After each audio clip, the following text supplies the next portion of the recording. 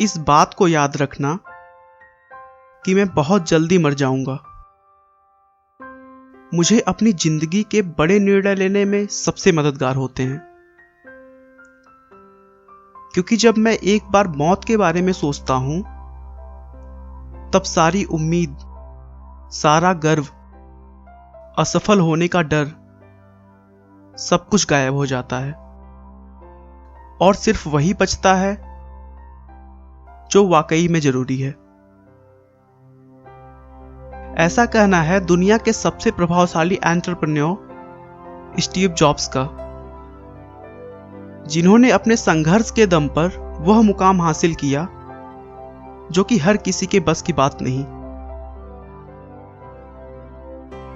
Apple company के cofounder इस अमेरिकी को दुनिया सिर्फ एक सक्सेसफुल एंटरप्रेन्योर, बिजनेसमैन और इन्वेंटर के रूप में ही नहीं जानती, बल्कि उन्हें विश्व के मोटिवेशनल स्पीकर्स में भी कहीं ऊंचा दर्जा प्राप्त है। स्टीव जॉब्स का जन्म 24 फरवरी 1955 को कैलिफोर्निया में हुआ था। स्टीव की मां कॉलेज में पढ़ने के दौरान ही स्टीव को जन्म दिया था और तब तक उनकी शादी किसी से नहीं हुई थी। इसी वजह से वो स्टीव को अपने पास नहीं रखना चाहती थी और उन्होंने स्टीव को किसी को गोद देने का फैसला कर लिया। स्टीव जॉब्स को कैलिफोर्निया में रहने वाले पॉल और कार्ला जॉब्स ने गोद लिया। पॉल और कार्ला मिडिल क्लास फैमिली से थे और उनके पास ज्यादा पैसे नहीं हुआ करते थे। फिर भी वो स्टीव की हर जरूरतों को पूरा करते थे और उन्हें सबसे अच्छे और महंगे स्कूल में पढ़ाया। स्टीव की प्रारंभिक शिक्षा मोंटा लोमा स्कूल में हुई और सन 1972 में अपनी कॉलेज की पढ़ाई के लिए ऑरेगन के रीड कॉलेज में एडमिशन ले लिया, जो कि वहां की सबसे महंगी कॉलेज थी, जिसकी वजह से उनके माता पिता हर प्रयासों के बाद भी उनकी फी नहीं भर पाते थे। स्टीव को भी अपने परिवार वालों को प्रॉब्लम में देखकर रहा नहीं गया। उन्होंने फी भरने के लिए वीकेंड्स में कोल्ड ड्रिंक के बॉटल्स बेचना स्टार्ट कर दिया और पैसे की कमी के कारण पास की मंदिर में जाकर वहां मिलने वाले मुफ्त खाना खाने लगे।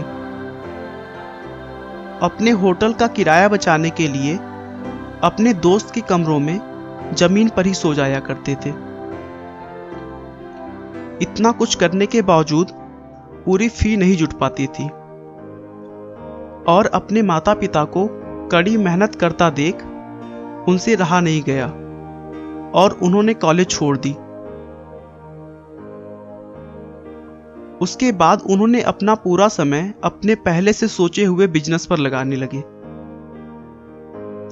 स्टीव ने अपने स्कूल के दोस्त वोजनियाक के साथ मिलकर अपने पिता के छोटे से गैराज में ऑपरेटिंग सिस्टम मैकिन्टोश तैयार किया और इस ऑपरेटिंग सिस्टम सॉफ्टवेयर को बेचने के लिए एप्पल नाम के कंप्यूटर का निर्माण करना चाहते थे, लेकिन पैसों की कमी के कारण वह ऐसा नहीं कर पा रहे थे।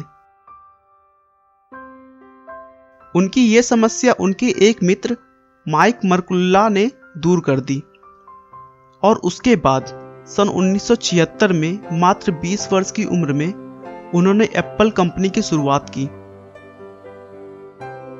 स्टीव और उनके मित्रों की कड़ी मेहनत से देखते ही देखते कुछ सालों में एप्पल कंपनी एक छोटे से गैराज से बढ़कर $2 अरब और 4000 कर्मचारियों वाली कंपनी बन चुकी थी।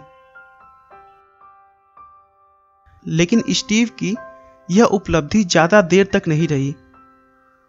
उनके पार्टनर्स द्वारा उनको नापसंद किए जाने और आपस में कही सुनी होने के कारण एप्पल कंपनी की लोकप्रियता कम होने लगी और धीरे धीरे कंपनी कर्ज में डूब गई, जिसके बाद बोर्ड ऑफ डायरेक्टर की मीटिंग हुई और उसमें सारे दोस्त स्टीव का ठहराकर सन 1985 में उन्हें कंपनी से बाहर कर दिया। ये उनके जीवन का सबसे दुखद पल था, क्योंकि जिस कंपनी को उन्होंने कड़ी मेहनत और लगन से बनाया था, उसी ने उन्हें निकाल दिया था। स्टीव के जाते ही कंपनी की हालत और ही बदतर होती जा रही थी। एप्पल से निकलने के कुछ सालों बाद स्टीव ने नेक्स्ट इंक और पिक्सलर नाम की 2 कंपनियों की शुरुआत की, और वो भी काफी सफल रही। एप्पल अब धीरे धीरे टूटती जा रही थी, और ऐसा देखते हुए एप्पल के बोर्ड ऑफ डायरेक्टर्स ने स्टीव जॉब्स से कंपनी में वापस आने की बहुत रिक्वेस्ट की। 1996 में स्टीव ने फिर से एप्पल ज्वाइन कर लिया और पिक्सलर को एप्पल के साथ जोड़ दिया।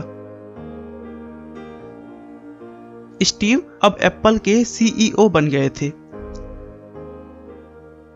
जब स्टीव वापस एप्पल में आए थे, उस समय एप्पल में करीब 250 प्रोडक्ट्स थीं।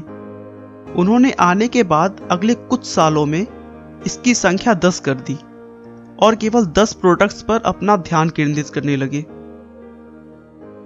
उनका मानना था कि प्रोडक्ट की क्वांटिटी नहीं, क्वालिटी में ध्यान देना चाहिए। सन 1998 में उन्होंने iMac को बाजार में लॉन्च किया, जो काफी लोकप्रिय हुआ, और उसके बाद एप्पल ने कभी भी पीछे मुड़कर नहीं देखा, और फिर iPad और iPhone भी लॉन्च किए। 5 अक्टूबर 2011 को पेनक्रिएटिक कैंसर के कारण कैलिफोर्निया में स्टीव जॉब्स का निधन हो गया।